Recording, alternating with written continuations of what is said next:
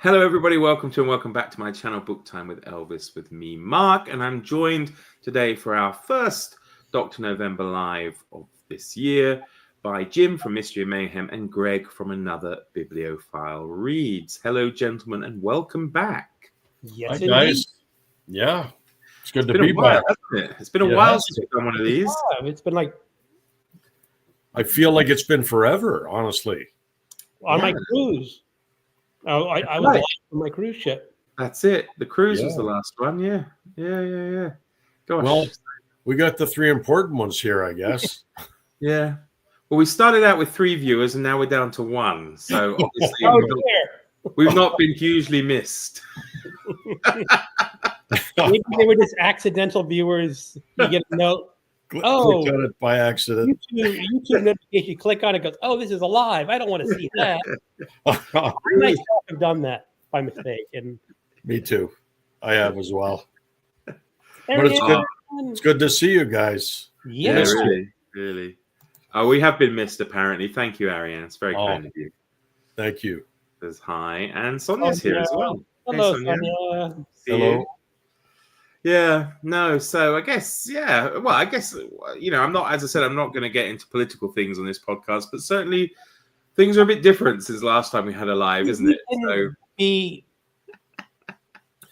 cautious about it.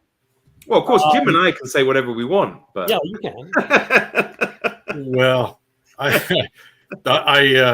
my wife and I were talking about things this morning, and I think she'd had kind of had enough, Like it gets to be a little too much, Like whatever happens down there is going to affect us too, more or less. So the apartment fire down below. Yeah, it's interesting though, really how it is viewed outside of America, I imagine. But I had to talk to the kids today about it, so.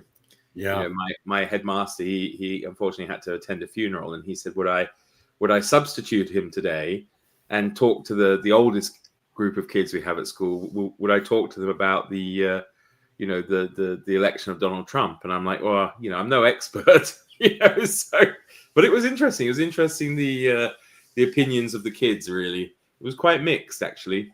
Did some people praise it? Some did. Well, boys. The boys did. Quite a lot of the boys. Yeah. I think they, have different, what you call it. I think they like this idea of the strong man kind of, image and whatnot. Maybe, I don't know, but the girls were less enthusiastic. But well, it's a girl's kind of getting dumped on from the Trump administration. But I told my wife this morning, I said I'm going to take a wait and see attitude. I'm going to step back and see what actually is done. There's so much static out there. You watch this thing, this says one thing, this says another thing. I'm just going to take a wait and see attitude see what a lot of bluster, a lot of stuff is said, in the heat of the moment and the run up to the election, that the reality might be quite different. And I guess when you look at some of the things he promises from a global point of view, if he can bring off peace and stuff like that, is it so terrible? I don't know. It all depends what happens. Obviously, I guess. I mean, convince Netanyahu get out of Gaza. Yeah, maybe, but I don't. I don't think he's going to do that. That's up to Netanyahu. I don't think he's going to listen to Trump. I don't think so. Yeah, he will, of course. That's the thing. They have to. In the end, they have to, because everything comes down to what America gives to these other countries, right? Even, I think from a European point of view, we have to really examine the state of our own security when you think that the security of Europe depends on how people in Pennsylvania vote. How people in these so-called swing states vote determines the security of Western Europe. So it's like, well, you can't have a situation where our futures are at the mercy of a foreign, well, not even a foreign country, but a few states within that country. So, here we're at the mercy of, like you said, the people of Pennsylvania. Yeah. Except MJ. MJ. Well, yeah, I'm sure it would be, not too difficult to work out her politics. But anyway, let's move on from that because people have tuned in, of do some course. espionage. People have tuned in for espionage. That's right. So, Yes. I know, Greg, you have finished. I have the group finished read. The Secret Agent. Gonna hold it up. The old ritual there, the Secret Agent. Well, hold on. Let me. Conrad. We all got 3 different editions. Yeah. I'm about halfway through. Got it on my reading slump. I'm really enjoying it, actually. It's not quite what I expected, and I'm really enjoying the writing, and its descriptions and the feeling of, the one character, Ossington or whatever, I think I mentioned it when he's talking to the professor, and it was just chilling, and that was good writing. Yeah. It made me feel that way. Uh-huh. Oh, it looks like one of those standard ebooks, is it? Yes, it is. Yeah, brilliant. Doesn't have a bear man, bearing his pecs or anything on that cover, I noticed. No. I'm sure Steve does. That's a Steve Donahue special. But no, I won't get into the details. It is an espionage story, but it's not what we would normally think of an espionage story nowadays. No. I mean, had you read it before, Greg, or it was your first time? I read it at university. Yeah. That would have been in the 80s. Yeah. So I remember there's a big secret reveal. I don't know how far along you on, Jim. Just starting chapter 6. I have a feeling I know what the reveal is. Because it's your first read, Jim, yeah? It's first read, yeah. I've never read Conrad before. Mm-hmm. No. So there is something that happens, and the story leads you to believe it is something else that has happened. Oh, okay. And then it reveals, it's actually this that happened. Oh. So I remembered the big reveal. So that's where I am. But and it's amazing how good of a writer he is. Yeah. And it's he's like in the book office, it was like his third language or something. Oh, that's it. That's the crazy thing. Yeah. You forget that he's not a native speaker of English, and he actually learned it, I think, fairly late in life.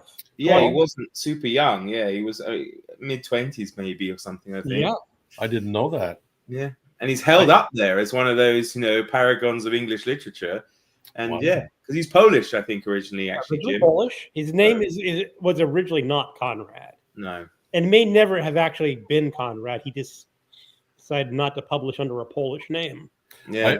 I was at a used bookstore yesterday, as a matter of fact, and I found two. I didn't buy them, but 2 big volumes of the letters of Joseph Conrad, and I put them back on the shelf. But I kind of wish I'd bought them, because I'm really, really enjoying his writing, and I'm sure he's a fascinating human being. Yeah, I'm just checking him up. He's Josef Theodor Konrad Kozinowski. He was actually born in what is today Kiev or near Kiev, but of Polish, of course. Polish at the time it was Poland, I guess. So, yeah, no, it's amazing because I think he actually started learning English because he did go to sea. He did spend time because most of his earlier stuff. His early career was as a sailor, and he eventually worked his way up to captain. Yeah. Wow. If I am not mistaken, and then he got retired. And he said, "What am I going to do?" And he said, "Oh, I'll write a book about this." Yeah. That's fascinating. Ariane's mentioned she's read The Heart of Darkness before, but would like to read more by him. Yeah, he is. Sorry, Jim. No, go ahead. He's somebody who I think people get on well with or not really. I have to say my own experience. This is the third read for me. And, the first time I read it, I really enjoyed it. The second time I was like, meh. But I have to say the third time, I'm not that far into it. I'm enjoying it more than I did the second time. So, sometimes other factors come into play that you might not realize, right? I might have been rushed. I might have been busy or tired or whatever. What are you enjoying about it this time around, Mark? I think it is, again, just going back to enjoying the way he writes, yeah. And the way he sets the scenes and the atmosphere of it all. I mean, you can really picture it. You can see how he was influenced by, Dickensian London descriptions and things. I mean, it's very bleak, isn't it? I mean, it's not a particularly nice setting where where it starts off in the, basically in the pawn shop, but porn with PORN rather than PAWN. Yeah. That's his cover, eh?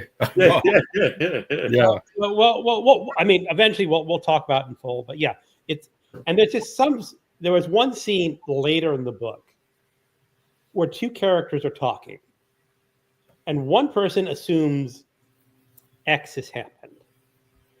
The other person's talking Y has happened, but the person talking Y thinks that the other person knows Y has happened and not X has happened. So they're talking around each other, trying to be delicate. And it's just really well done. Yeah. I like the scene where we were just introduced to the professor, basically, and he left the cafe he was in, and he kind of cuts through an alleyway, and he meets up with the Inspector Heat.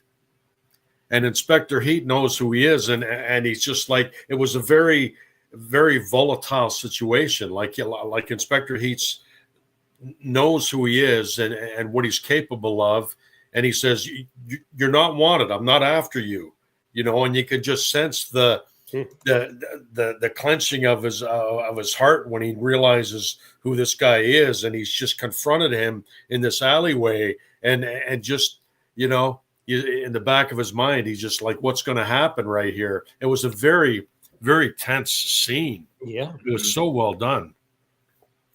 And the thing is, there is no action. Yeah. I mean, you're not going to have car chases and gun fights. Of course, there are no cars back then, but you know what I mean. Yeah. There's no traditional fighting or action. Yeah. There's no horse and carriage racing. No, it's all people talking the situation through. Yeah. There are certainly things that do happen that they can get kind of gritty, but we'll leave that for the full discussion. Yeah, for sure. I imagine it is a great achievement, really. I mean, I always think another one who's a very popular writer with English audiences who also didn't grow up speaking English, or I don't think he did, was Sabatini, Raphael Sabatini. Captain Blood. I have not read it. Oh, you've not read any of his? Well, he's a bit more kind of like swashbuckling, I suppose. But I read Captain Blood. Good book. I had it on Kindle because I think Michael K. Vaughan's always talking about Captain Blood. Yeah. It might have been you talking about Captain Blood. He's written a lot. And they're good fun, good fun. Great adventure novels, swashbucklers, that kind of stuff. So, I thought of you the other day, or yesterday, when I was at the bookstore and I saw Biggles paperback. Oh, yeah? Yeah. Awesome. And I forget the title of it now. I meant to take a picture and show it to you, but yeah, I almost snagged it. I kind of wish I had now. Oh, I love those things. Though. Yeah. Yeah, there's a lot of, there's so much out there to read. Well, I mean, I'll tell you what, I'll just go through a couple, because I haven't read that much. I don't know what everyone else has read. And even if you read other stuff that isn't espionage, of course, feel free to talk about it. But I will go on just because I'm enjoying it so much. And it's so annoying because I can't sit down and actually dive into it, because I've had a very busy week this week. I had, parents' evenings and stuff. So, it kind of all rolled up. So pretty much every night this week, I thought, I'm going to bed to read, get to bed, and I'm just, completely out. But is Eric Ambler's Mask of Demetrius. What fun. Oh my goodness. I'm halfway through, but it's so much fun. It really is. It's so, as I think I said in one of my videos, of course it feels cliche, but it's an early example of that kind of, genre, really, like this, with the dodgy Balkans, or, the kind of dodgy Eastern Europeans and all this kind of stuff. But it's great. It's such a great premise as well. I just love the idea of this mystery writer I don't know if you know anything about it or. I haven't started yet, but I will eventually start holding out. I read Journey into Fear years ago, but I don't remember much of it. I remember I enjoyed it. That's about all. Well, the premise of this is this: there's an English novelist who writes crime stories, and he goes to this party and he's introduced to this Turkish policeman, like he's like the head of the secret police or something. And like, a lot of these things, the police says, oh, I really like your books. I love reading detective stories. And, I'm something of a writer myself, And the guy's like, oh, great. Let's have dinner or lunch or whatever and talk about it. And so they do. And he invites him back to the police station to show him his like notes that he's taken about the book he wants to write. Yeah, the policeman. And while he's there, they get like a phone call that someone's been murdered. And he's like, oh, would you be interested in, that's right. He says, can I come and see the dead body? He's like, sure. And then they're talking over the body about who this man Demetrius was, right?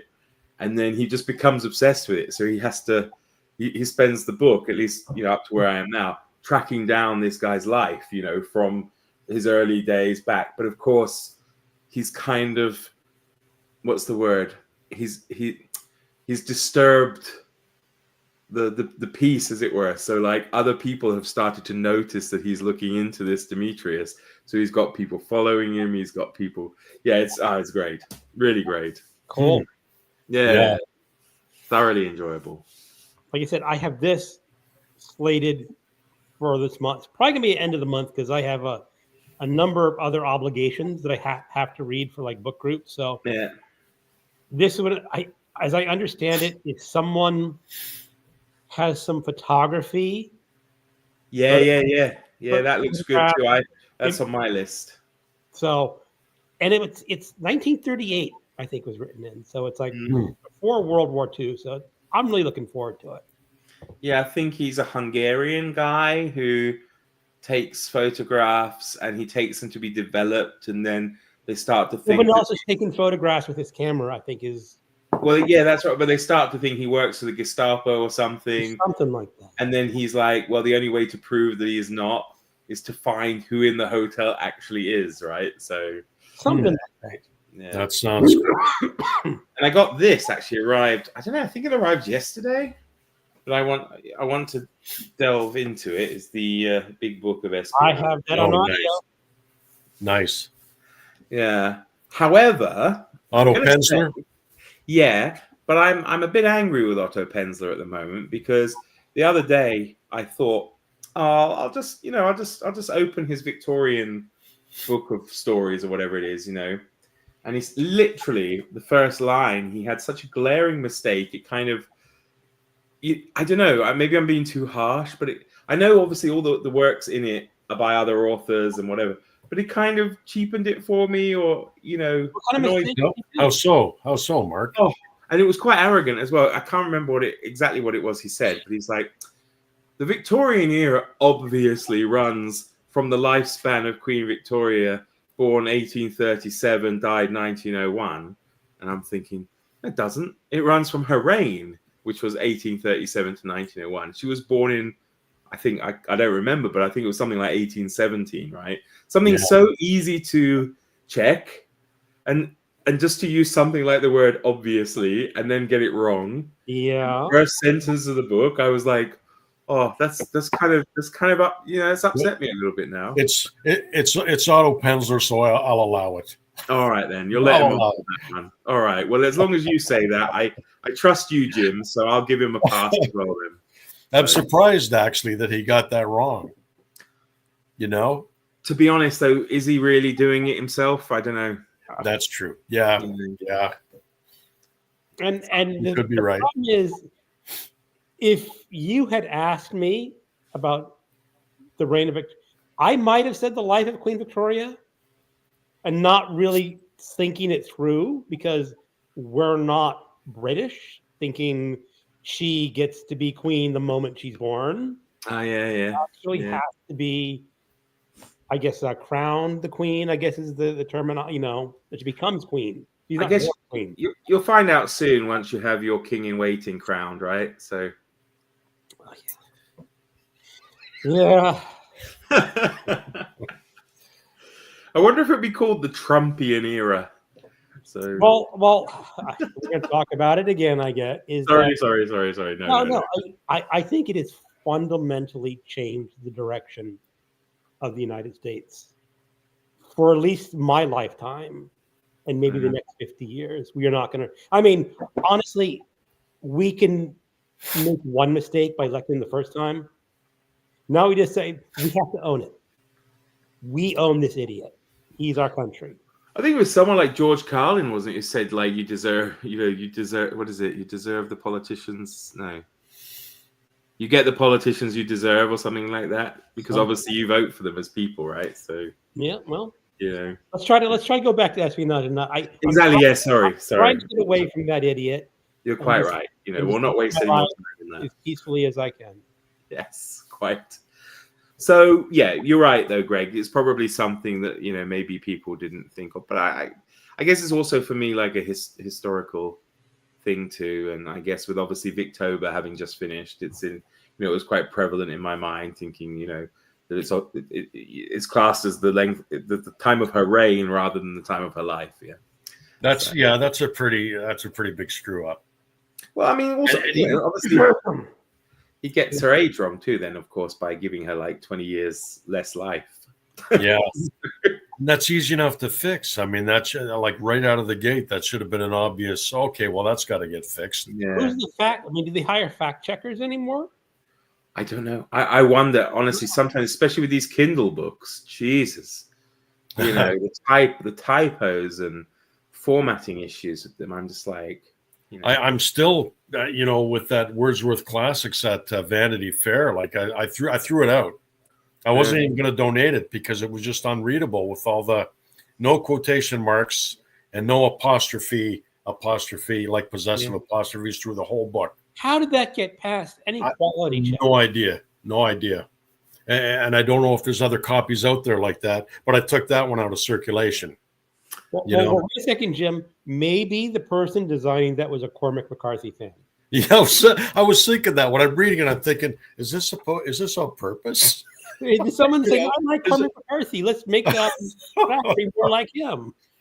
It would be kind of interesting to have a version of Vanity Fair written by Cormac McCarthy, wouldn't it? Oh God! Well, wait a second, Mark. In your life, you realize Vanity Fair is public domain. Yeah. And you could do it was popular a number of years ago, like Pride, Prejudice, and Zombies. Yeah. Abraham Lincoln Vampire Killer, that kind of thing. The Blood Meridian version of Vanity Fair. Vanity Fair. Joss Sedley could be like the judge. Yeah. 80%, 90% will be the original Vanity Fair. Yeah. And then there's some scalpings in the middle of it. Like yeah.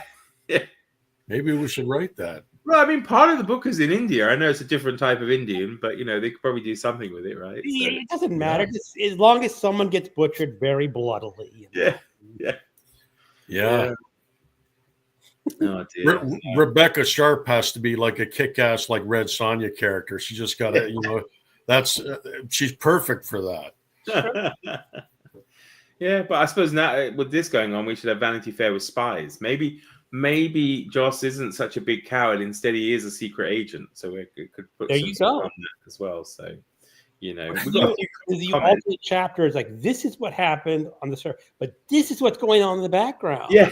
That's right. Like Philip Jose Farmer's Around the World in the 80 Days. He did he did a follow-up. This is the real story that happened.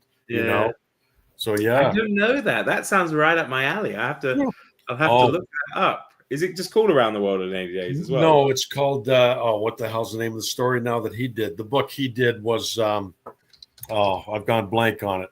I'll let you know. Okay. Yeah. And he did a whole series like that, like The Other Log of Phileas Fogg. The Other Log of Phileas Fogg. That's it exactly. Mm-hmm. And it was fascinating. It's an entry in his whole Wold Newton universe that he did, and it was fascinating. He brings in all kinds of stuff into that story. I think you'd love it, Mark, honestly. Yeah, I love that kind of thing. That's yeah. Right. Yeah.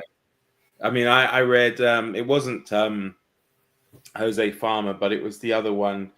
All of you guys, well, a few of you guys talk about with relation to, I think it's Conan, is it? Sprague the Cat. Oh, No, Sprague the Cat. Yeah. I read his what's the one where he's in ancient Rome?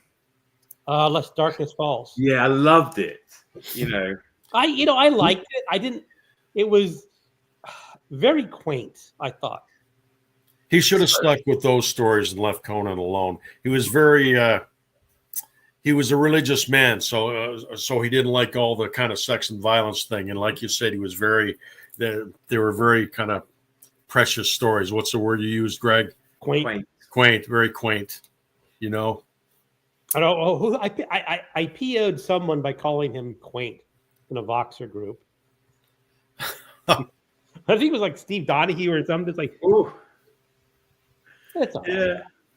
But no, I mean, I think I just enjoyed the imagination of it, because he thought of stuff that so many other people, when they write these kind of books, just don't think of. The one thought that was really brilliant is introducing Arabic numerals. Yeah, exactly. And it's like introducing zero. He would absolutely change things, and it's a great idea. And if I ever get thrown back in time somewhere, and got to think of something, a get-rich scheme, there I go, Arabic numerals. I mean, it did get me thinking, though, like, what skills would I have, actually, if I I was would have absolutely zero skills. Yeah. Apart from foresight. I mean, I like to think, like, some of the stuff he knew about the Byzantine invasions and stuff, I know as well, purely from liking that period and reading about it. But otherwise, that only works once. Yeah. Because once you intervene and change something major, everything else down the line is going to, at least that's how I figured it would go. If you go back and you know that the fire of 1666 is going to happen in London, and you stop that from happening, then everything that happens after that point is just totally new. You can't predict anything after that point. That's true. Because you've affected history already. Yeah. But you can still maybe use it for your own benefit somehow. Maybe. Not where it affects everybody else, but you can make a bet with someone for a lot of money and say, "I bet you this." Well, that's the thing about a lot of time travel stories. Mm-hmm. They always have to make bets on sporting events. Look at Back to the Future too. That's exactly the thing. The sports almanac. Yeah. Right. Yeah. But I wonder how much that would be affected. I mean, theoretically, if you're only betting on sports and not changing any other history, it might work. But then if you're going through bookies, the bookie's going to go, Mark, how are you so good at making bets? But I think you would have to, in order not to mess up, you would have to somehow obtain it, give it to yourself, maybe, or leave it for yourself to find, but to the period that falls after the time that you went back in time, if that makes sense. So you can't give it to yourself at 18. Like, so for example, today's the 8th of November, 2024. If I got it and there's a note and says, do not use this book until the 9th of November, 2024, then nothing, at least from my own point of view, nothing, I can't affect anything for the future, right? Because it's not been written yet, right? Whereas if I started using it on the 9th of November, 1997, and I'm aware of what came between 1997 and... Am I talking nonsense? No. I read a book by David Gerald called The Man Who Folded Himself. And it's kind of basically a time travel story. And it deals with all that kind of stuff where there's the main character, but then one of his future selves come back to him and said, he starts getting involved in this incarnation's life. And there ends up being multiple incarnations from different timelines. And there's female versions of him. And it gets complicated. And there's different theories about time travel too. Like, there's time travel that happens within the one timeline. And then there's ones that say, well, as soon as you change one thing, it makes an alternate timeline, and it's confusing. There's different theories, but yeah, no, I understand what you're saying, and it gets confusing, and it gets worse and worse the farther you fall down that rabbit hole. Yeah, it's hard to wrap your mind around it. We've got a couple of comments through. Lou, hi Lou, says good to know you. I think that was in reference to Otto Penzler, maybe giving him a pass. That, oh, good, yeah, maybe. And the Bookstagic, hi everyone, happy Friday. Happy Friday. Happy Friday, yeah. So quick, so fast these weeks. It's crazy. Yeah, yeah. Crazy. Time is just flying. It's unbelievable. And have you had the opportunity, Jim, to read anything other than The Secret Agent? Whether it's espionage or not, it doesn't matter. I've been reading The Secret Agent. I've been reading Vanity Fair slowly whenever I get, I haven't been barreling through it, but I have been reading it, and I will get through it. Whereabouts are you up to, roughly? Oh, I think chapter 30, I think. So not far. It's after Waterloo? Yes. Yeah. Yes. I do believe so, yeah. Mm-hmm. But it's not that I find it bad. I enjoy the writing. It just I think I got pulled away from it. Mm-hmm. And I was kind of in a reading slump, right? And I was kind of trying to think, why am I in this reading slump? And I think a lot of it was due to Vanity Fair, and then another book I started reading for Occult Detective, which I didn't finish, and I didn't want to finish. Right. And it's that whole DNF thing where you feel obligated to finish it, but you don't want to finish it, and you don't want to read something else because you feel, okay, I shouldn't be reading this because I should be reading Vanity Fair. And then I just wasn't reading anything for the longest time. And finally I said to hell with it. I'm just going to sit and I'm going to read The Secret Agent. Yeah. And that's kind of got me out of the slump now because it's very enjoyable. Yeah. And but nothing against Vanity Fair. I actually really enjoy the characters and the writing and just a long book. It is. I just don't know if I was ready for such a long book at the time. And then you got other stuff going on that takes you out of reading and distracts you. But no, other than that, not much. I haven't been reading much. Yeah, I was actually talking to a couple of kids today, and it was funny. They said it obviously in English. They both said they're in a reading slump. I don't know where they came across that phrase, but maybe it's something to do also with the season for some people. I don't know. I haven't read anything near as much as I would have done normally the last couple of months. So yeah, that's too bad. Just finished The Secret Agent. Yeah, I'm really enjoying the writing. He's a pleasant surprise, actually. I'm just kind of curious for Farah. I'm assuming it's her first time reading this book.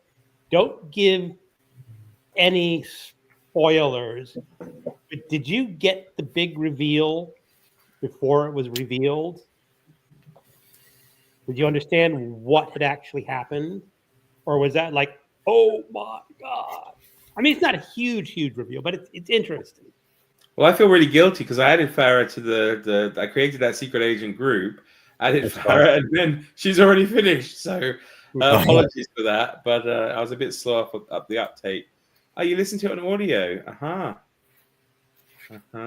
And you were surprised. Oh, that's good. Okay.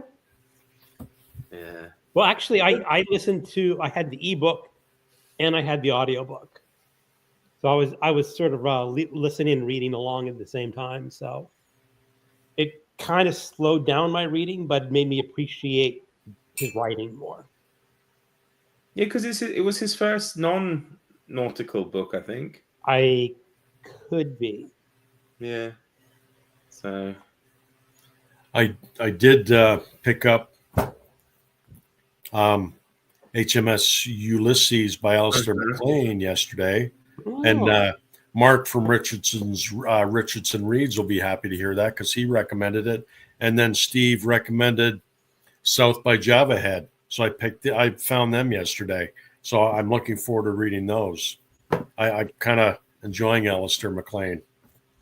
I have that HMS one on my Kindle, so Yeah. I don't think I'm going to get to it this month, though. Yeah. It'll have to be next season. Farah, you're more than welcome, of course, to add anything to the chat. Please do. I mean, Greg's in there as well as Jim and I. And if you want to talk about don't talk about the reveal yet because Jim hasn't read it yet, maybe. But I'll finish it in there. I'll get it done this weekend. Yeah. We'll be happy to hear what you thought about it. You're right, Farah. No, it wasn't his first language. He's Polish originally, so it was pretty amazing that he became such a well-known, English writer when he wasn't. So. The one thing is, I've noticed his English can be very dense, and maybe that's either just his the way he liked to write, or is that related to his the way Polish is done? I don't know. Yeah. When you read him, do you get the feeling you're reading a British author? Like I read it, and you feel like you're reading an Eastern European kind of author. Talks about the anarchists and proletariat and all this kind of stuff. And you know what I mean? He doesn't feel like a British author when I'm reading him, even though it's. I think the language-wise, yes. Tonally, no. Maybe. Yeah, tonally. Yeah. That makes sense. He does not quite get that Britishness. I mean, of course, I'm not British, so I may not even know really what Britishness. But you've read a lot of British authors, yeah. You definitely get the feeling more like a work in translation. Yeah, I think Mark nailed it. Like tonally makes sense. I mean, obviously it's English and you're reading it in English, but tonally it just doesn't seem British to me. Which I don't know if that makes sense. We can talk about it once we get everyone together. That's it. Yeah. Interesting to see everybody's thoughts on that. So, Greg, what about you? I mean, obviously, if you haven't had a chance to read other espionage, but you can mention anything. I actually have read a little bit of espionage. It was not fully intended. I do have the audiobook of the Big Book of Espionage.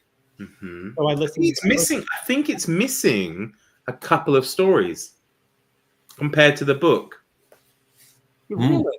I when I was reading, because I was looking on the audiobook too, because it's actually free. It's on free. That's why I. Yeah, and someone was saying that it didn't have a couple of the stories, and I think the first story on the audiobook is called Somewhere in France. Maybe that's the first one in the audio. Yeah. Yeah, but actually, the first story in the book is The Hairless Mexican by W. Somerset Maugham. So really.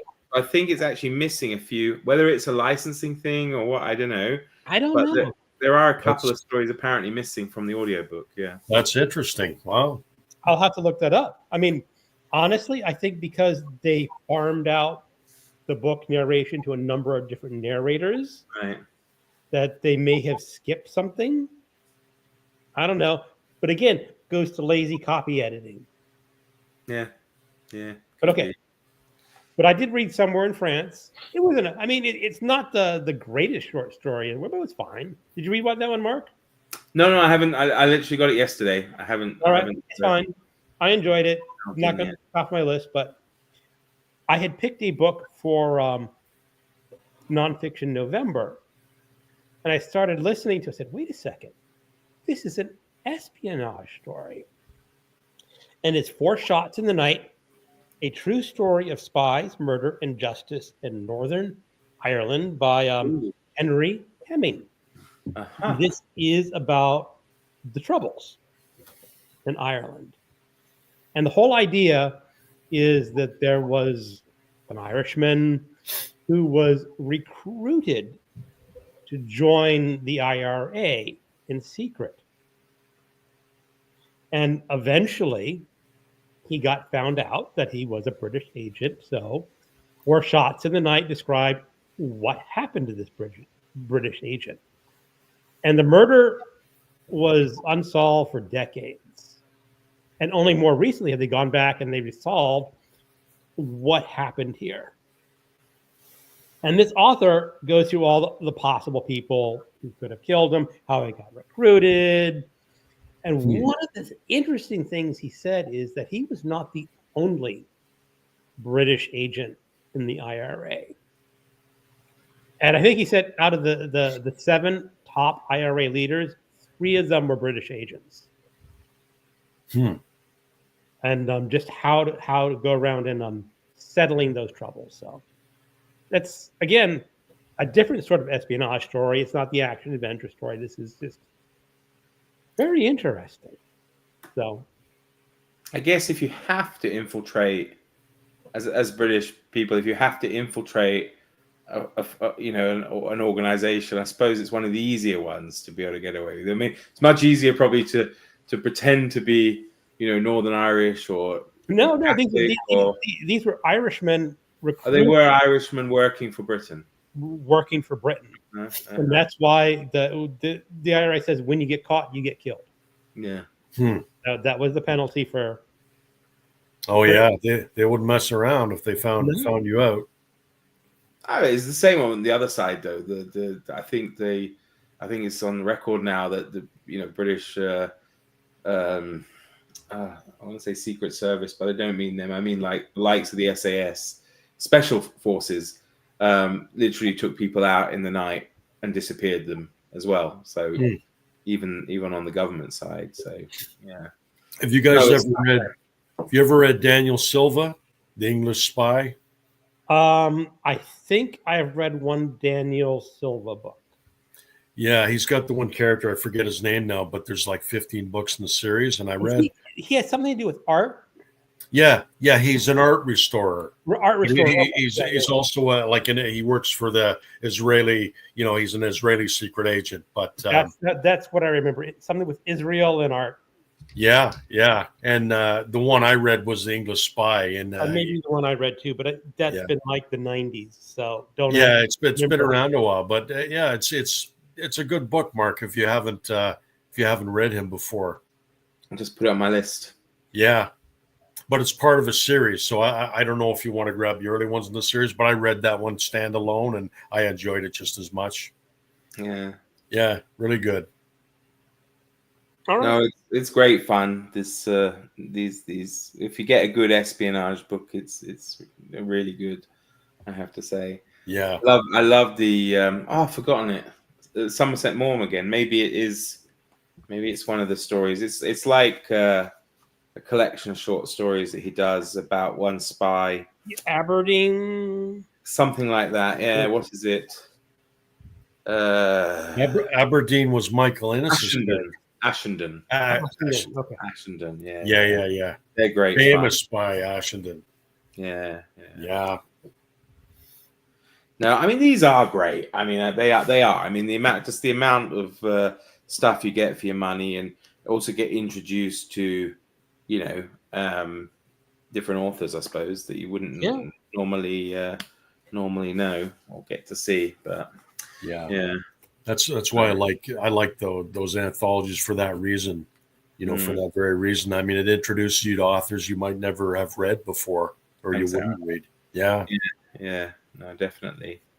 Farah wonders what personality traits these spies have in terms of being able to handle the stress and fear of getting caught. Just the intro to the spy and the traitor is giving me anxiety. Oh, Spy and Traitor's fantastic. Who wrote that? Ben McIntyre. Oh, so a true story. It's true. Yeah. He's the nonfiction John le Carré. Okay. Yeah, I forget though. Is that the one about Philby and Philby's part of it, yeah.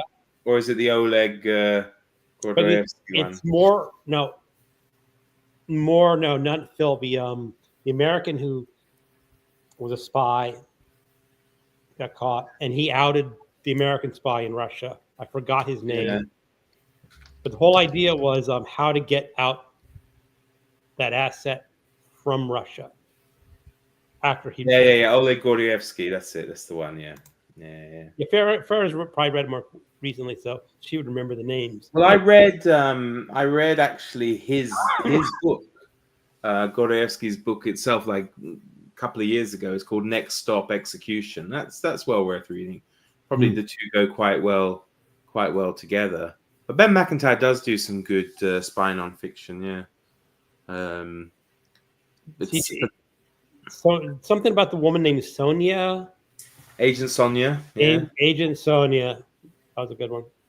Yeah. I mean, there's a guy I really like called Giles Milton. He writes a lot of different types of history. He actually wrote a really great book called Samurai William, which is like the real shogun, which of course is now a big hit again. But he wrote a book called Russian Roulette. And this was fascinating because it was all about the British spies who were on the ground in Russia just before, during, and just after the Russian Revolution. So they're the earliest, people who kind of get involved in it. And oh my God, they were. One of them is, you probably heard of Riley, Ace of Spies, yeah? Oh, yeah. The Man of 1,000 Faces or whatever, yeah? Mm-hmm. But, oh my God, yeah, the stuff that talk about living on a knife edge, and it's unbelievable how they manage to survive. Yeah. And also some of it's really ridiculous, because some of them are like so British, and yet they kind of like don false mustaches, and it's like like to answer Farah's question, like I imagine like agents would have to have some kind of, they'd have to be a sociopath of some kind of or other, like they're not normal people like you and I. They would just be riddled with anxiety, and we'd be found out within a day, But I guess they just have the certain personality traits, whatever you want to call it, sociopathy or whatever, that would allow them to blend in and not give themselves away. Well, that's what I mean. In this Russian Roulette, it had such a great cast of characters because it had Somerset Maugham, of course, because he had his own dealings, of course, with the Secret Service, but also it had Arthur Ransom, who, I don't know if you know, but he wrote a famous book called Swallows and Amazons, a children's book. And he was kind of left-leaning journalist, but he was also involved with this. And there were some other really interesting characters who can't remember now. There's another guy called Bruce Lockhart as well, who gets involved. But I'm sure there's another author, someone very well known, and I can't remember. But he goes through all these characters, and they're like the part they played, or where they found themselves during, as I say, during the actual Russian Revolution, and how they tried to get running to help British interests and things. So Aaron says Aldrich Ames is the guy you're thinking of. Yeah. And the psychology of it all is so interesting. Yeah. Oh yeah, it really is. Yeah, fascinating. Psychology. The Agent Sonia book really did Sonia's personality and motivations so well, because she started off as a true ideologist, believing her ideology, and then just living and becoming a spy as a course of life. Mm-hmm. Yeah, I never know. I don't know. I think it. I mean, obviously the Russian element is scary, but I always thought the slightly scarier for me from an espionage point of view was the ones that used to parachute in and go to Nazi Germany. I don't know why that should be scarier for me than the ones could be caught by the KGB. But that's why I always think of George Smiley as being a real badass, really, because of course that's part of his backstory, isn't it? That he did visit Nazi Germany during the war as an undercover operative. So yeah, pretty scary about that. One of the books I just finished was an audio. It was a reread of Fatherland. Oh yeah, Robert Harris. Because what happened was my wife and I were going on some road trips, and we decided we wanted to listen to an audiobook, and that was so well done. Now, Jim, have you ever read Fatherland? Never read Fatherland. Now Robert Harris, Yeah. is he the one who wrote Ghost Rider? Yeah. The Ghost Rider. I read that. No, are you both familiar with the premise of this story? No. Yeah, I read it. Loved it. Oh, okay, Jim. What it is you start off. It says it's 1964 in Germany, and they discovered a body, but they keep talking about the Nazis. And you're going through, and you realize this story is set in an alternate future or alternate history where Germany won World War II. Okay. Yeah. Like the Man in the High Castle kind of thing. Different, obviously, but yeah. Well, yeah, different thing, but this was so well done because you start going through the story, and of course, I knew going in, it's an alternate history, but he introduces the story in such a way that he reveals that slowly and parcels it out. And really, that's intriguing.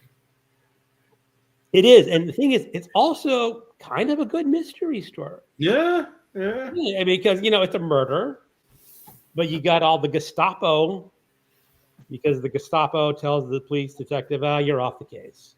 Yeah, because he's the Kripo, isn't he? The criminal Polizei. Right. And isn't it something to do with like Hitler's anniversaries coming up or birthday? Yeah, or it's very close to his 75th birthday. Yeah. And President Kennedy is going to be making a visit.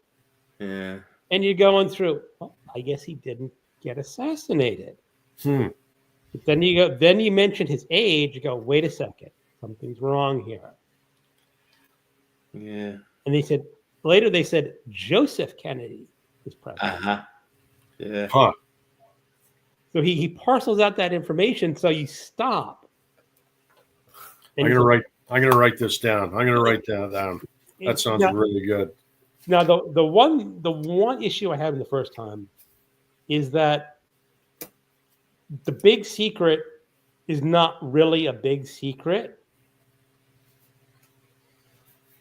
Because they're going through a mystery, why was this person murdered and why are other people getting murdered and so forth. But that's so at its heart, it's a murder mystery. It's a murder mystery.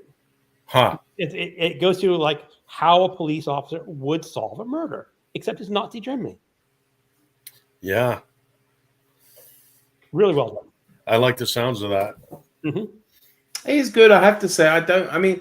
Actually, probably Ghost Rider was the most disappointing of the books of his that I read, but only because it wasn't as good as the other ones.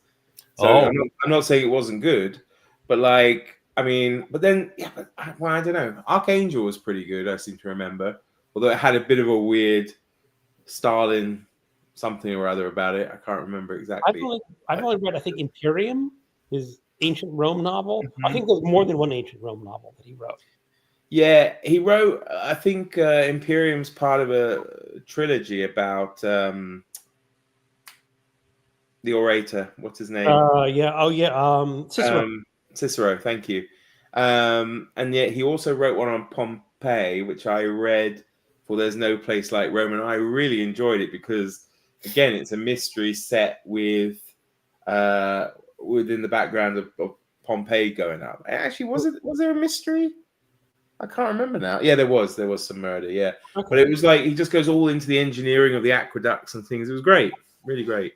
Wow. And then recently, one I can really recommend, I think you'll enjoy it, Greg, as well, is the Officer and a Spy. Is it, or Officer and a Gentleman? Officer and a Spy, which is all about the Dreyfus affair in Paris at the end of the 19th century. Oh.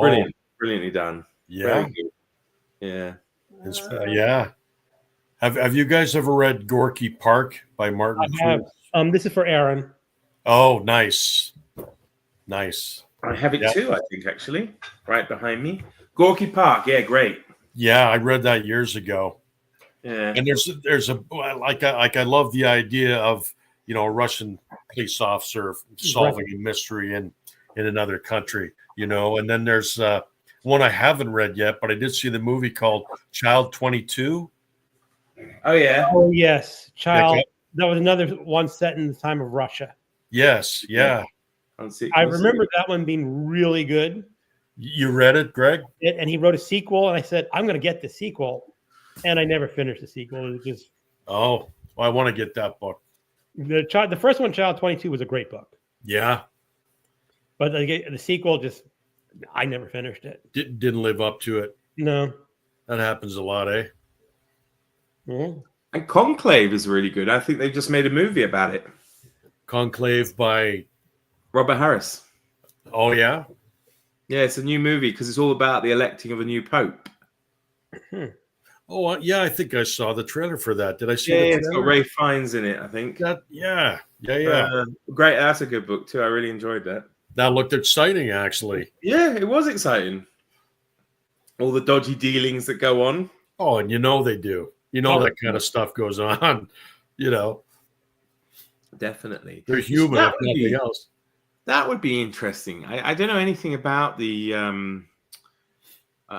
history of it really, but like I'm sure the Vatican must have some kind of intelligence service or.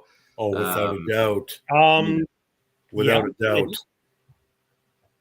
Sorry, Greg? Yeah, no, I was disagreeing with Jim yet. The Vatican probably does have their secret. They're a whole freaking country unto themselves, Vatican City. Yeah, technically they're a country, but they have intelligence agents of some sort. Sure they do.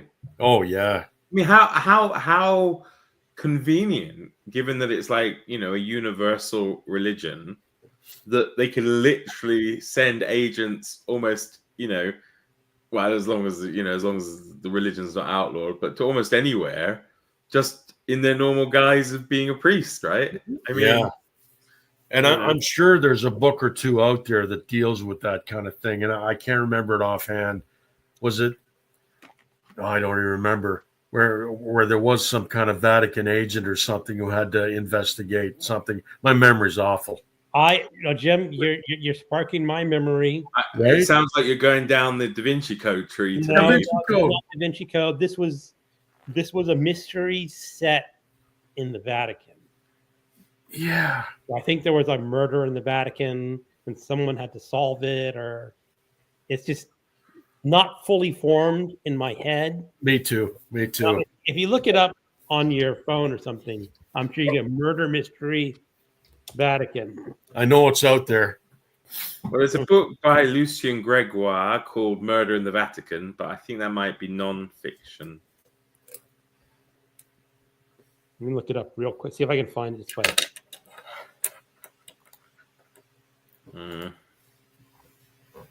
That's ripe for a story, that kind of thing. Yeah, because it is so secretive, isn't it? That's the thing. All these secret archives, everything really lends. Oh, hang on. So Aaron's telling us that it does have a secret service called La Sapinière. So we also have hello here from Hampstead. Hello, Mark, Elvis, Jim, and Greg. Gorky Park movie is excellent. I seem to remember the film being very good as well, actually. I vaguely remember. I think I probably bought the book after I saw the movie. I remember the book being really good. Yeah. And he has a couple of sequels. He's got a load of books, though. I mean, have you read any of his other works? Some of them are really interesting. I read the second one in the series, set on a when he's sort of a prisoner on a Soviet fishing ship. And then basically a prison fishing ship. So you get the whole deal of catching fish and filleting them and freezing them. And then there's a murder that happens. And the captain is, I remember, I got probably the details a little wrong. It says, well, you used to be a police officer. You solved this murder. There's an author, Stuart Kaminsky, and he does some PI novels, Toby Peters novels. But he also has a series set in Russia with the police inspector. Murder mysteries in Russia, and I forget the name of the character, but he's a really good writer, Stuart Kaminsky, and he's got never read anything by him. Oh, you should. They're a lot of fun. The Toby Peters mysteries are just a lot of fun. They're set in like 1930s and 40s Hollywood, and they're a lot of fun. But he's also has these serious Russian murder mystery books, and they're worth looking into. I think it's, you see, you've twigged my memory now with the Russian thing. From him. I've got Rosnikov. Yeah, Rosnikov. That's Rosnikov. Yeah, they are. I've read a couple of those. They're a lot of fun. Yeah. Oh, he also did novelizations of CSI New York as well as the Rockford Files. Oh yeah, he did the Rockford Files one, and I still want that book. The Rockford Files is like my favorite television show, bar none. And I would pick that up in a New York Minute if I could find it. He also, he did some novelizations of TV shows. Stuart Kaminsky. I think he might have done. Remember the series Bones? Oh yeah, he might have done some novelizations of that one too. I have a couple of the CSI novelizations on my shelf, but he's kind of subduing his natural, humor and stuff when he's doing those. He's just doing a novelization, so they're probably not as fun as his Toby Peters books. And he has another PI, a serious PI called Lou Finesca. I can see that there. Those are good. Those are really good. Yeah, because he's done. I'm guessing he didn't do the illustrations for it, but he's written for the Night Stalker graphic novel series. Which seems, I'm just looking it up now, seems quite. It was apparently Kolchak, the Night Stalker, was an American TV series on ABC that aired between 74 and 75. And it followed a reporter called Kolchak who investigates mysterious crimes with unlikely causes, particularly those involving the supernatural or science fiction. And it goes on to say that Chris Carter said it was a huge influence on his X-Files. Yeah. X-Files, yeah. I read that Kolchak book for Occult Detective October. Sherlock Holmes and Kolchak. There you go. On Stuart Kaminsky, do you recommend the Porfny Raskolnikov murders or the Liebman or whatever? Rosnikov. Or the Lieberman. Lieberman, I haven't read the Lieberman series. I've read the Toby Peters, Lou Finesca, and the Rosnikov books. Some of them, not all of them. I don't know how many there are, but I did enjoy them. What's the matter, Mark? Oh, your sister. Say hi to your sister for us. Yeah, because Elvis has to go out, and as I always say on my videos, it's really scary at night. And of course, there's nothing; it's complete blackness, and then I just see this face popping up in front of me. Almost gave me a heart attack. So, Anyway, Aaron just said there are members of Vatican diplomatic service do a degree of espionage in the same way all diplomats do. Yeah, that's true. Yeah, that's pretty cool. Yeah, it's like me, right? Here hiding in Central Europe in plain sight. Well, you never know. You never know. And it would be such a great cover too. And even to joke about it on here, be like, oh, there's no way he could possibly, but maybe. but Mark, like what information would you be passing on? Well, I do in a Czech town. Sorry? They're just in a small town in Czech. No, it's not. It's no longer Czechoslovakia. It's the Czech Republic. But he's teaching the kids of people high up in the Czech government. That's right. Getting the secrets. I do have Czech government connections here. Mm-hmm. Even the president of the republic has a cottage just like, I don't know, 3-4 villages away. So maybe. Wow. So. You never know, right? You never know. You never know. When I disappear off BookTube from time to time, it's because I'm, you're undercover. I'm taking off the fat suit and I'm heading out there. Well, I can't say blacked up, can I? Go with like some like that stuff. Yeah. That's the point, They don't ever go at the army and stuff when they black up or whatever for night operations. Yeah, So yeah. These days, maybe. Is it Agent 006 and a half? Yeah. Agent double XL. Yeah, well, maybe Sean's doing the same thing in the UK. You see, maybe he's there as part of Canada's infiltration. Yeah. Yeah. Canadian secret agent. That's it. Well, there you go, Lou. Absolutely right. Bribe them with donuts and coffee. I'm a sleeping agent, not a sleeper agent, but a sleeping agent. Yeah, exactly right. It's just between the 16 of us that are currently involved with this chat. Yeah. Yeah, maybe I should. Yeah, but by the way, to those 13, I will plug some merch, and not my own. I'm going to plug Jim's merch because he's got some really nice T-shirts. I have to say, I don't know if you can get them in Europe.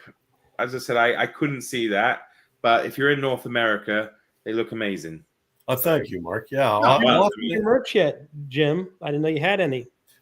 You know what? I got T-shirts right here. I'll show you. Hold on. Show them. They're really awesome. I have to say, they're so smartly done.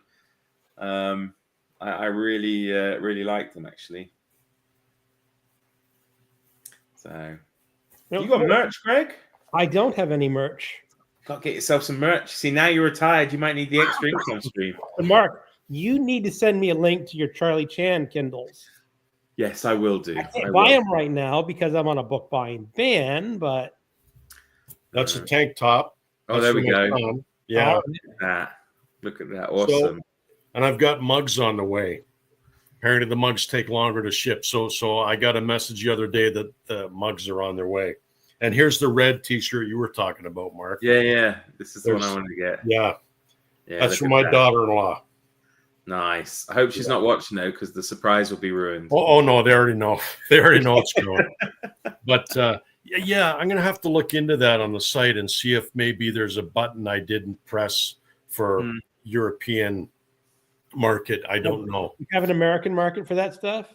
I think it actually is American because when I bought these, I had to pay duty and tax when they came up to Canada.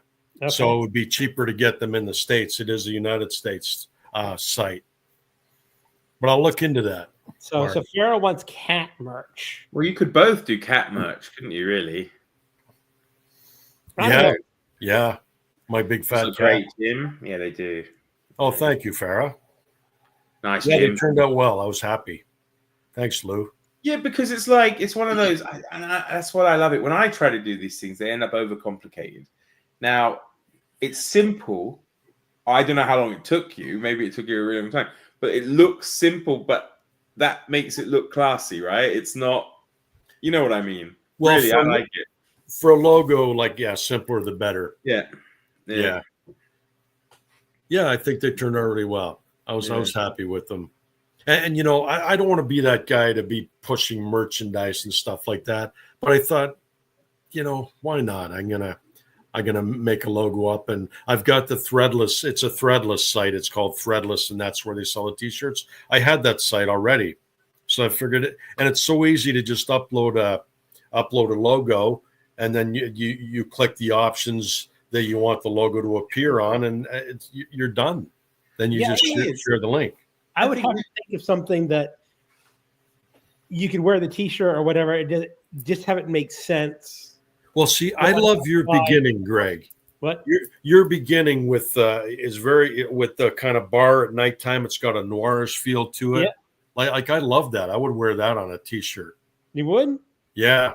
Okay. And I think it looks very cool. It just lends an atmosphere to reading and that kind of thing that we love so much. It took me so long to come up with that opening. It's like I had known for a year, what am I going to do? And part of it is like finding a good piece of music to go with it. Oh, the music is awesome. Yeah. That's free on YouTube.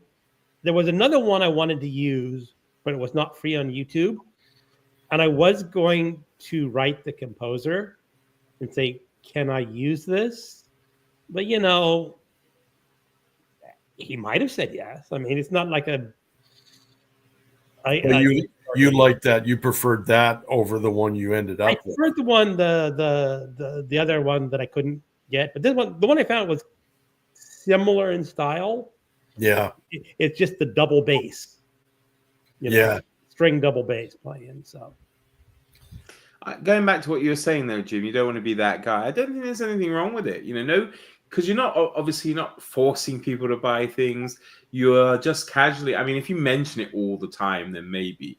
But what's the point in having done it if you don't want to mention it now and again? Because it's not, it's up to people if they want to click on it and buy it, right? So it's not like, I think people don't like the constant plugs for things that you have no stake in, just that they've given you money for mentioning them or whatever. What is your own? Don't get me started. I mean, we will mention. Well, there's at least one big channel that occasionally does paid merch stuff, and I'm going like, come on, we're not here for that. Yeah, I think of myself as a fan though. Like if I watch like your channel, Mark, or your channel, Greg, and I'm a fan, and I see that you have a T-shirt up there, like I want that T-shirt. Like that's just as a fan, I say, oh, that's so cool. I want to wear that T-shirt. Just I'm gonna have to go. Is it on your site? I think the link is in my description. Yeah, okay, I'll go look for it. But. The funny thing is, though, of course, in this scenario, we just none of us are actually going to make any money out of it because we're going to cancel it out by buying each other's stuff, which is fine. But I was going to say actually though, like if you guys email me, apparently there's a little code because I'm the originator. It's a friend and family code that I can send you, and it gives you a pretty good discount on whatever you purchase. Oh, okay. Oh, cool. So yeah, like I've got the Sherlock Holmes design up there, which I don't like. I might change it. But when the February event comes up, there's going to be a T-shirt there that people can buy for the event. Like I want to get one beforehand, so I'll be able to wear it for February. And that's just kind of cool. I see Roy does that for Roy Reads Anything. Yeah, he'll have a Victober shirt, for the reading event, and I think that's cool.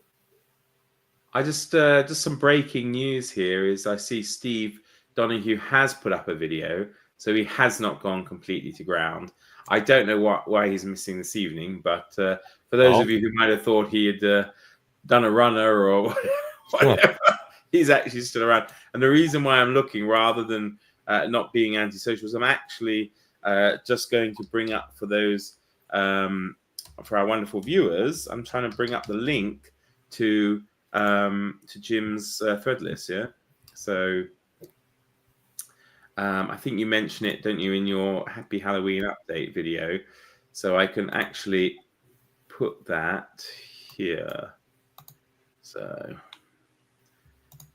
let's see. There we go. And I don't know. Can you put? You can't put links in the chat, can you? Actually, I think you can. I'm not can sure. You? Maybe I can. I mean, it's mine. Jim's T-shirts. Jim's wet T-shirt contest. Let's see if it allows me to put that in there. Oh, but they probably can't click on it, though, can they? That's the thing. In the comments. Yeah, you can't. No. Well, they can copy and paste it. Is you can highlight it, copy it. Hold on, and then stick it in your. Yeah, I just copy and pasted it. There you go. Really? Okay, well, there you go. That's awesome. Well, that's cool, Mark. Thanks. Oh, pleasure. All right. Like I didn't do every color. I just kept the color to minimum to maybe 5 colors: black and gray and red and white. But there's tons of different color options you could do, and there's also you could do pencil cases and bags and stickers and mouse pads and all kinds of stuff. But I didn't do all that. I just did the T-shirts and mugs. I think is all I did. Yeah. Well, the link's in the description as well now. Okay. So I now have the link on my Oh, people are checking out. Worked for Lou. Link works. Jim's here. Yeah. Oh, he said hello. Sorry, I missed that. Oh, hey, Jim. Hey. Link works for him. And Laverne too. Link works too. So that's good. And Lou's all in for the home shirt. Yeah, well, we've all got to get that, haven't we? For February. Well, yeah. No pressure, Jim. No pressure. Well, I think it's up there. Like if you go. Oh, really? Yeah, if you go back to that link and go to my homepage, I think you should be able to see it there. Mystery Mayhem. Click on the title, Jim Collins Artist Shop, Oh yeah. and you'll see. There we are. Oh yeah. There is one. I don't know about it, though, Oh. guys. It's cartoony, Yeah, right? It's cool. maybe. I don't know. I might change it. I struggled with it for some reason. I didn't only have a reading slump. I had a drawing slump. I think maybe, and then not to criticize. No, but tell me. Yeah, I should have run up by you guys. You've got the bottom there, and then the top looks like a shield. Maybe to have it of actually in a heart. Yeah, I was going to do that, but That would work out. It seemed almost a little corny. You know, Yeah, like I know. It's corny. It's Sherlock Holmes. Holmes is where the heart is. It is corny. I could have done it in a heart. You know, I never really like when we coined Holmes is where the heart is. It was almost like we just kind of settled for that because it's February. Yeah. That's the month we chose, right? And I never really liked that. But yeah. I don't know. I could try it with a heart. I'll try it with a heart and see if that looks any better. But I mean, what do you think of the drawing, though, guys? Is that like suitable, or do you think I should change that up? Well, Jim, if you were to take out the description and say, "Who is this a drawing of?" I think most people would immediately say Sherlock Holmes. Yeah. He's the most recognizable character in the world, pretty much. Hey, Sherlock Holmes. I think it's cool. He's got that chiseled look. I like it. Do you? Yeah, I do. Yeah. I might tweak it a little bit. But I know time's moving so quickly, and you just want to give people time to order it ahead of time so they could, have it for February. Well, you need people to get it ordered for their book-loving friends and family in time for Christmas time. And actually, sorry, I think I have to keep clicking off here. Lou's, is it Lou who says it? Yeah, Lou says it here, and she's absolutely right. Is the you've got the heart in the smoke? Yes, exactly. Yeah, I noticed that first time around.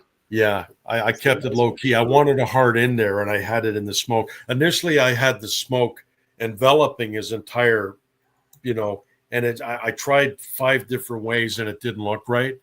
Yeah. So I just kind of did the little, off to the side smoke. But yeah, I'm glad you noticed that. Oh, Lou noticed it. I didn't notice it the first time around. Lou, I'm glad Lou noticed that. Yeah, but that's where the heart is. That's where the heart is. Yeah. Where the heart is. But yeah, I might tweak it a little bit. But you're right. I mean, it's there for people to order now if they want. Yeah, that's brilliant. Yeah, that's cool. And February will be here before you know it, man. Honestly, the way time's flying right now. Totally will. It's unbelievable how quickly time is moving. Christmas is just around the corner. Yeah. Are we gonna set up like another schedule for reading, or is it gonna be the same thing as last year? Read a novel, read some stories. We're gonna do a pastiche and. Yeah. We were talking about that on Voxer. We were. What did I say on it? I don't know. Someone wanted like nonfiction. I think it was me, but I don't. Was it? I think. What was it? Because I was saying, legacy and pastiche is quite closely related in the term that it could be in one, and instead we could put in nonfiction, primarily, biography, that kind of thing. So there's a lot of that out there too. That's what I was thinking, because it seemed a shame to leave it out, really. What did we say here? Oh, I can look at it. I have the pro version, so theoretically I can go back and see all our old conversations. Oh, you have pro Voxer? Yep, hold on. I just got to find Holmes with the Heart Is group. It's been a long time since someone commented. Yeah. Yeah. Well, Sherlock Holmes Project. There we go. Oh, yeah, because we didn't even have a name back when we first came across it. Yeah, last comment was October. So we're all looking down at our phones. Yeah. Sorry, I don't know. I just thought it might be a good idea to change up the prompts a little bit. Because yeah. I mean, you got the short canon and the long canon, but I figured we could combine that and just read a Sherlock Holmes story, whether it's a short story or a collection of short stories or one of the long books, and have that as one prompt. Then we could have a nonfiction, then the legacy pastiche, and Well, here's my thing: is that sometimes if we have a group with a lot of prompts, people get just the four prompts. Just the four prompts. See, I was thinking if you want to do it that way, you just say read an original Doyle story. Yeah. Just say don't worry about. Doesn't have to be Holmes. It have to be no. It should be Holmes because it's Holmes with original Holmes story, either novel or short story or group of short stories, however you think fits. Because eventually, I mean, if we keep doing this, I don't know how long these. Well, yeah, I know because honestly, he has 4 novels. Yeah, there's only 4 books. And I read in 2022. I read Baskervilles and Study in Scarlet. Not ready for a reread of either of those 2 yet. No, me neither. Last year we decided the 4. So this year, by default, Valley of Fear. Yeah, which is not my favorite. It's not. Where is it? I have it here somewhere. The hard case crime book. I am going to do Valley of Fear, just because it's the last novel. But after that, next year, it's like, am I going to be really ready to reread the novel again? And that was my thinking too. Just read a Sherlock Holmes story in one prompt instead of splitting them up into 2 prompts. Yeah, that makes total sense. Yeah. And then maybe just have 2 prompts. Just say read an original Doyle story, and then read something inspired. Yeah. I love the pastiches. There's so many pastiches out there. You read the 7% Solution last year, or this last February. I did. And I have this now, and this is my pastiche fiction for this year. Yeah. And there's literally hundreds out there of pastiche fiction. And then Legacy, I had in mind, there's so many characters that are influenced by Sherlock Holmes. Like the Pendergast series. I've got my own pastiche story, haven't I, Jim? The Winnie the Pooh one. I loved it, man. It was so good. I should put it out there somewhere for people to read it. For sure. Oh. Uh-huh. Whitechapel Horrors. That one I'm not aware of. Edward, what's his name? Edward B. Edward B. Hanna. Oh. What happened was I had read From Hell by Alan Moore, and I really liked that graphic novel. So I just bought a whole bunch of Jack the Ripper stories. Yeah. And they just happened to have this as what's it. Oh, this would be great for that. Now I got to pick that one up. Oh, actually, Jim, it's in that series that you have. What is it? What are they called? They have all those cool covers with this silhouette on it. The Titan books. The Titan books. They have it in a Titan book, yeah. Oh, yeah. Okay, I've got that then. I do have that, Greg. Hold on. I got it right up here. Hold on. The Whitechapel Horrors. Yes. Right here. Uh-huh. Okay. Yeah. So I do have it. I've got about 16 or 17 of these, which I love. So, yeah, I do. And it's a thick book. It's a big one. It is? Yeah. Well, how long is mine? Is 395 pages. I also have a coin. Oh, yeah. 50 pence coin, Sherlock Holmes. Nice. Yeah. Yes, Lou, indeed. A Winnie the Pooh Sherlock Holmes pastiche. It's true. It's true. Yeah, I read it. It was very good. Yeah, it was so much fun to write, though. I have to say, I really enjoyed it. So I've just got to edit it. I still haven't done that. There are a few things I've got to change, but I still say, I remember I said that the David Markham, the MX Sherlock Holmes series, he's looking for stories to do the last 2 or 3 books in the series to take it up to number 50. And you reckon it would? It's all right, you know. Oh, well, the deadline's December 31st. Oh well, that's still time. And I've been meaning to write one and send it in, but I haven't got around to it. Well, But maybe I should send it in. Could be fun. I have a question for you. Out Yeah. of these series of Titan Holmes, which is your favorite? Oh, I have a favorite. They reprinted a lot of ones that I already have in other books, like Philip Jose Farmer, The Adventure of the Peerless Peer, where you've got Tarzan and Sherlock Holmes in the shadow. A favorite. I'm just thinking if I want to put one on a wish list for later. Oh God. I mean, if we're talking just pastiches and not necessarily the Titan books, Lindsay Fay did a really good one called Dust and Shadow. I'm just looking at the Titan page right now. Oh, okay. Let's see. Hold on.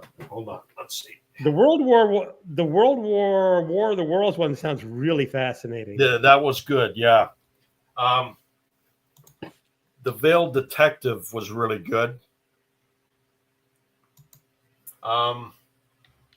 They've got the War of the Worlds. They've got Lauren D'Esteban, Sherlock Holmes versus Dracula. Which didn't you read that already? I have not read that one. The Man from Hell by Barry Roberts. Yeah, there's so many. Like I could honestly recommend any one of them. Greg. Some of these are out of print. Oh, the Titan Books ones. Yeah. There's one that I didn't necessarily like, and which is odd because David Stewart Davies, who did this one, actually I really like, but he did one that I didn't care for too much. Oh, we got one with Dr. Jekyll and Mr. Holmes. Yeah. Norman Esselman, he's a very famous author. Yeah, he did the Amos Walker PI series, which I love, one of my favorite private eye series. And he's got a good history with Sherlock Holmes, Lauren D'Esteban. But yeah, any one of them that you could get, Greg, I recommend trying them. Yeah. But There's they're all one, very different. There's one that just popped up for me when I'm looking, which looks kind of good, but I don't know if it's the same series. I think it is Titan Books, but it's different cover art. It's Titan Books. Titan Books. Titan Books. It's called thing comes up. The Classified Dossier, Sherlock Holmes and Count Dracula. Yeah, I just added a couple of those to my wish list. Yeah, there you go. Sherlock Holmes, Mr. Hyde, Sherlock Holmes, Dorian Gray, and Sherlock Holmes, Count Dracula. I've got one of them. I've got the Jekyll and Hyde one. The Sherlock Holmes case books or something, you said, right? Something like that. Yeah. Dossier, I think it is. Dossier. Like Yeah. I'm not sure how good they are, but I guess it rates quite well, on Amazon at least. So. There was one Sherlock Holmes Goes to Hell or something like that, and it was put him up against Clive Barker's Pinhead guy, which or whatever the hell they call him. Right, I didn't like that one.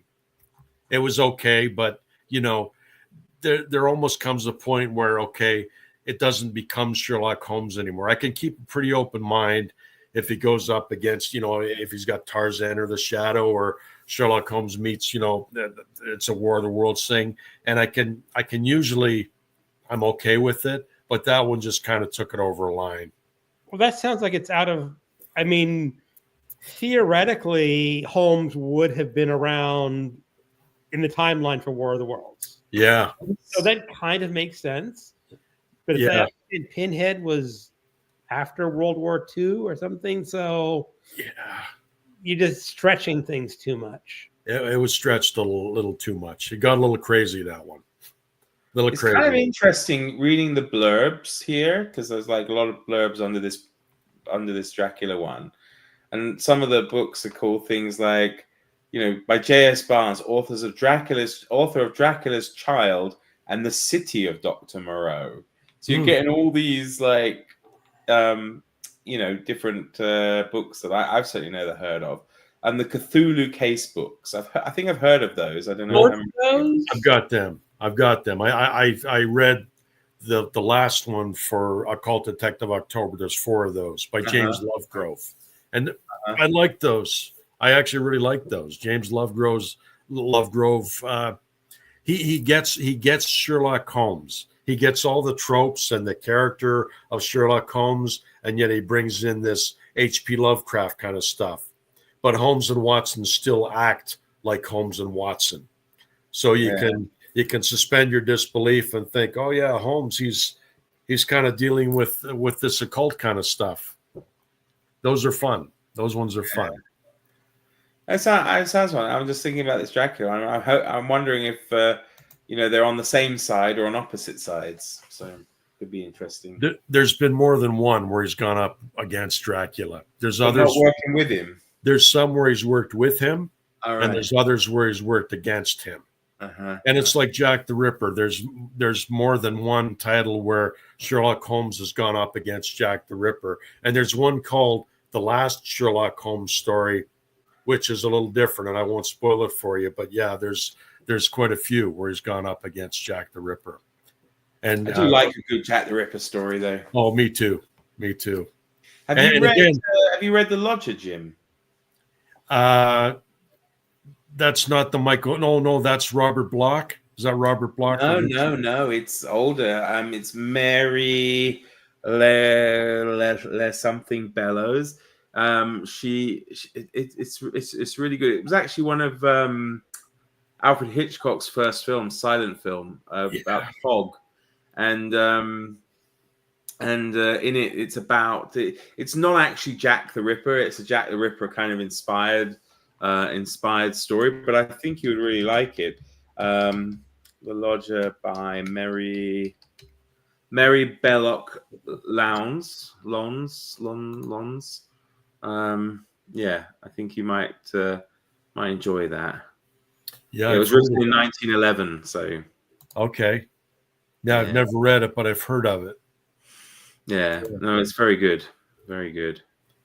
Yeah, I'll pop it in the chat so you can see it. Yeah, good Jack the Ripper kind of esque. Yeah. And actually, I mean, I don't watch. I mean, Sean, of course, loves silent films, and I haven't seen that many, but I did watch this one and also enjoyed it. So, Alfred Hitchcock, was it his first movie or one of his? It was one of his earliest films. Yeah. Yeah, I love Alfred Hitchcock. Yeah. But I think The Lodger, a story of the London fog, 1927. Wow. The London fog. You said it's Ripper-esque. Yeah. It's Ripper-esque, definitely. Yeah, it's got that. Women are getting murdered. This couple they're broke. They have to take in a lodger. The lodger's very dodgy. Things happen. It's good. It's good. But you remind me of something else, the London Fog, because I recently read a non-fiction book. I don't know if you saw in one of my more recent videos called Death in the Air. And it was about the London fog of 1952, which killed like 12,000 people, right? This smog from just terrible air quality. Like they said, it was so bad that they had like microscopical kind of dust particles of like steel and iron in the air that was hot, that was just burning people's esophaguses and things. Horrific. And wow. She sets the scene with that, but also entwines it with another story that was going on around the same kind of time, which was the John Christie, 10 Rillington Place, the murderer, famous English murderer. Maybe you don't know him. I don't know. He was a serial killer. Oh, I haven't heard of that one. Oh, okay. So he was a serial killer in London who used to like bring in women to his house and then gas them and strangle them and rape them. And I say that with far too much enthusiasm, but people know, of course, it's horrible. But and he like would bury them under the floorboards or put them in the garden. Oh no? boy, you don't know it? Oh my god, it's possible. I heard of it. It doesn't ring a bell. There's like a 1970 something film with Richard Attenborough playing him. You know, he's kind of a balding man with glasses. Doesn't look like much, but yeah, she put it together. Sorry, doesn't ring any bells with me. All right, John Reginald Christie, 10 Rillington Place. No, because it's horrific. Because actually, his neighbor's wife and child are killed, right? And still, we don't really know 100% whether it's just a coincidence that, you know, another person also committed murder on this property at the same time. But the thing is, this poor neighbor ends up hanging for the crime, right? Oh. And then it turns out afterwards that probably he didn't do it. It was Christie, yeah? So. Oh, God. Yeah. Horrific. Yeah, it goes to the gallows. We had a story up here like that in Canada back in the 70s. And, you know, the neighbor was kind of sketchy looking. And they immediately just zeroed in on him. This little girl got killed. She was left in I forget exactly the whole story, but he just looked sketchy to the police. So they didn't really focus anywhere else except him. And it turns out, no, it wasn't him. You know, it was somebody else who killed this poor little girl. And awful stuff. Terrible. Yeah, H.H. Holmesley, yeah. Hello, Courtney. Yeah. No, I mean it's horrible thing. I can't imagine. And I read somewhere, maybe it was in this, but I was just shocked at, like, you know, when you watch movies in America like Green Mile or whatever, and they show the execution in America, and it's like a long drawn out thing from walking them from the death cell down the corridor, strapping them in. Do you know how long it took from taking from the cell to being dead in England if you had the right executioner? No. 90 seconds. Albert Pierpoint, the best execution in England, will get them out of the death cell and dead within 90 seconds. I know that they had a room set aside right by the cell. Yeah, it was right next to it. That's true. Yeah. And the hangman would have a little room off to the side where he'd wait. Yeah. And he'd, you know, have his meal or whatever, and he'd be right there by the room where they hung them, you know. Yeah. I was going to say, Mark, what was the method of execution? You said hanging? Yeah, I suppose electric chair takes more preparation. But... There's a paranormal channel I watch, and they go to these prisons and they show where they used to hang these people. Yeah, it's unbelievable. It's crazy. Yeah. I mean, I suppose obviously for kind of humanitarian reasons or whatever, 90 seconds is pretty darn fast. So, you know. Yeah. Yeah, you don't want to really linger thinking about it too long, do you? No. You know, if you're going to kill me, just, get it over with. Yeah. No, that's crazy. Well, gents, maybe we'll stop the live here. An hour and 40 minutes. So yeah, we're getting there. Good. Just have a couple of. Just go through the last comments here. We're so dramatic in the US. Yeah, 90 seconds. At least wow. They got it really quickly. Yeah, I mean, I may be wrong, but I'm sure I read it as 90 seconds. Probably not everybody, but at least someone who had it down to a fine art. Yeah, I think you're pretty right on there, Mark. Yeah. Amazing.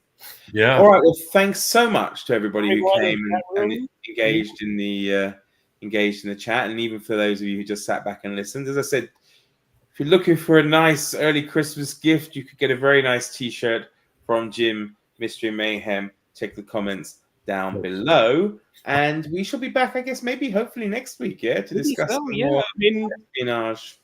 Well, hopefully, espionage reading this week, but it's going to be about a week before I start the biography of Ian Fleming. Yeah. Oh yeah. Is that the new one, Greg? It is.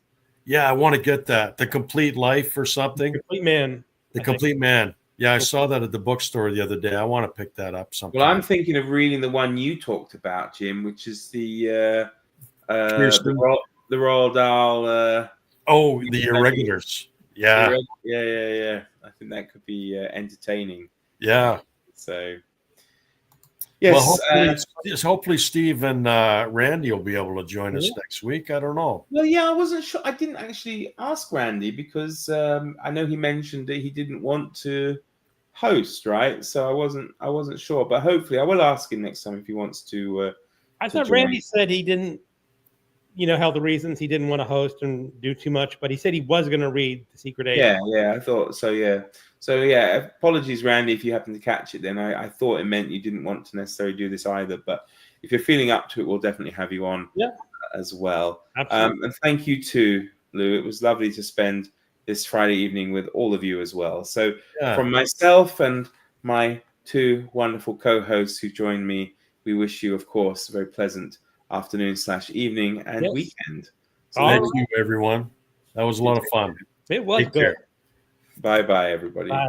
Bye-bye.